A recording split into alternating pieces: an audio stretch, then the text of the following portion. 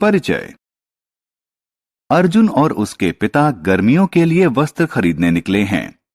वे दोनों ऐसे वस्त्र ढूंढ रहे हैं जो शीतल, आरामदायक, हल्के और रखरखाव से मुक्त हों। अर्जुन ने एक सूती शर्ट चुनी। पिता को वह पसंद नहीं आई क्योंकि यह भारी थी और यह आसानी से सिकुड़ जाती है।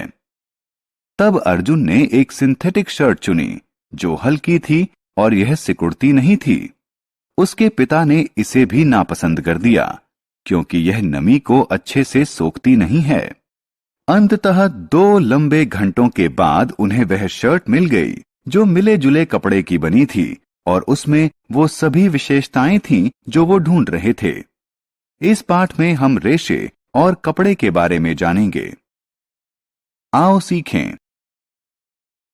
वस्त्रों का महत्व बताना, रेशे को परिभाषित करना, प्राकृतिक और कृत्रिम रेशे में विभेद करना, कपड़े की बुनाई, रंगाई, डिजाइन और सिलाई के बारे में बताना। वस्त्र जो हम पहनते हैं। हम सब वस्त्र पहनते हैं।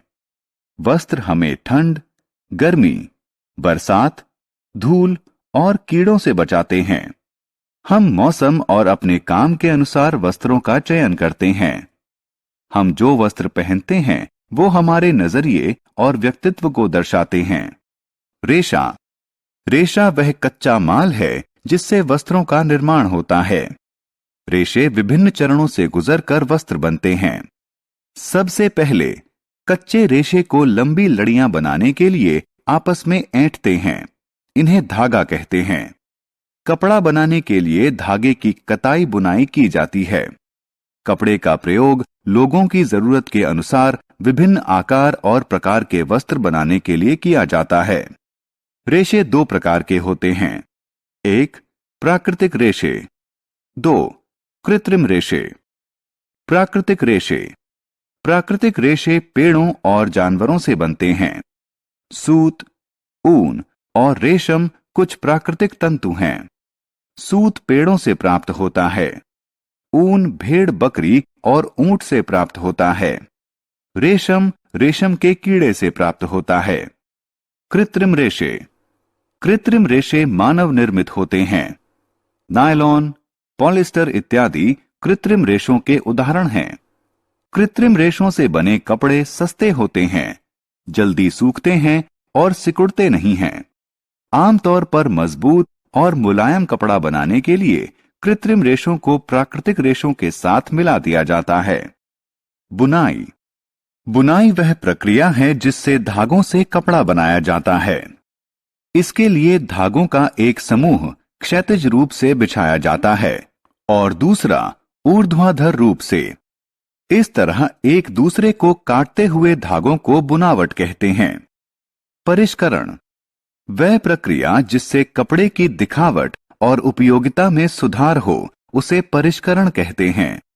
कपड़ों को दिए जाने वाले कुछ महत्वपूर्ण परिष्करण हैं। ब्रशिंग। ब्रश करने की प्रक्रिया से छोटे और ढीले तंतु कपड़े से निकल जाते हैं। कैलेंडरिंग। कैलेंडरिंग की प्रक्रिया से कपड़े की मुलायमियत और चमक बढ़ती है। ब्लीचिंग। ब्लीचिंग की प्रक्रिया से कच्चे कपड़े का प्राकृतिक रंग छूट जाता है। रंगाई। कपड़े को नया रंग देने को रंगाई कहते हैं। एक कपड़े को रंगने के लिए पहले गर्म पानी में रंग और नमक का घोल तैयार किया जाता है। इसके बाद कपड़े को इसमें डुबोया जाता है। कपड़े को 1 घंटे बाद बाहर निकालकर धोया जाता है। अंत में कपड़े को सुखाया जाता है।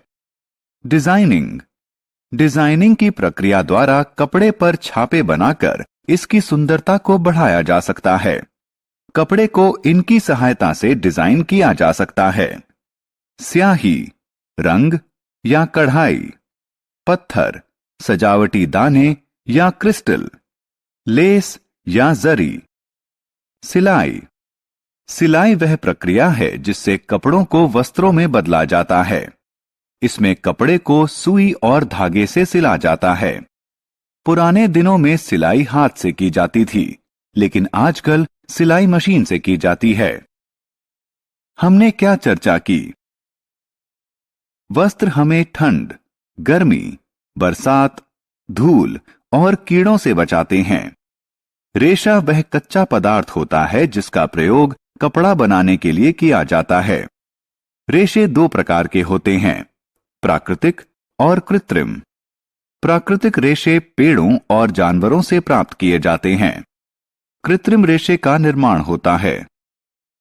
कपड़े का निर्माण एक जोड़ी धागों को आपस में एक दूसरे के समकोण पर बुनकर किया जाता है।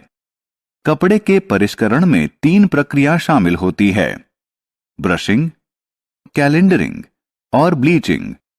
कपड़े की दिखावट को बेहतर बनाने के लिए उसे रंगा और डिजाइन किया जाता है। सिलाई वह प्रक्रिया है जिससे कपड़े को वस्त्र में बदला जाता है।